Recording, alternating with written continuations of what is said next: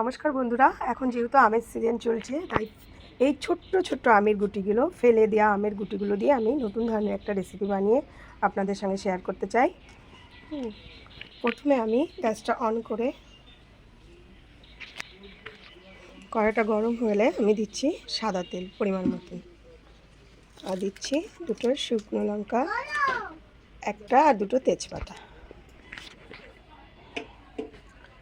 শুকনো লঙ্কা তেলটা হয়ে গেছে ভাজা, আমি দিয়ে দিচ্ছি এর মধ্যে 5 ফোড়ন, আর দিয়ে দিচ্ছি কিছু কালো সরিষা।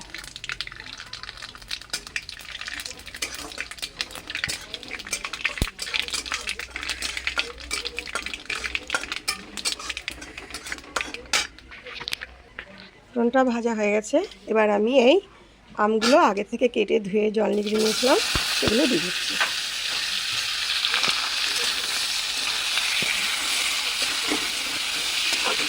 এবার এটা হালকা একটু নাড়াচাড়া করে নেব। এবার আমি এর মধ্যে দিয়ে দেবো পরিমাণ মতো লবণ আর হলুদ।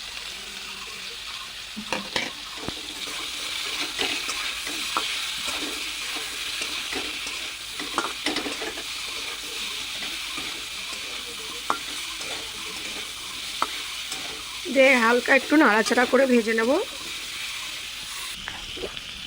ভাজা হয়ে গেছে, এবার আমি দিয়ে দেবো পরিমাণ মতন জল।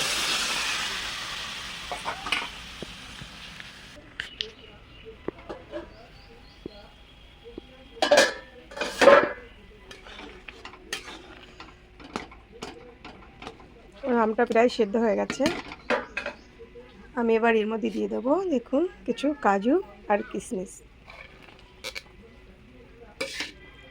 আর দিয়ে দেবো একটু সাদা তিল,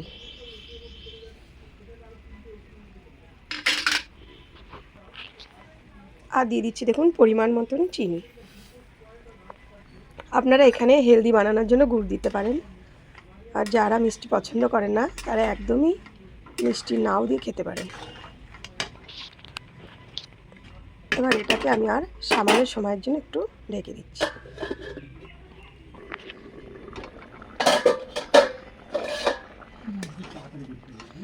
দেখুন আমার আমের গুটির চাটনিটা প্রায় হয়ে গেছে।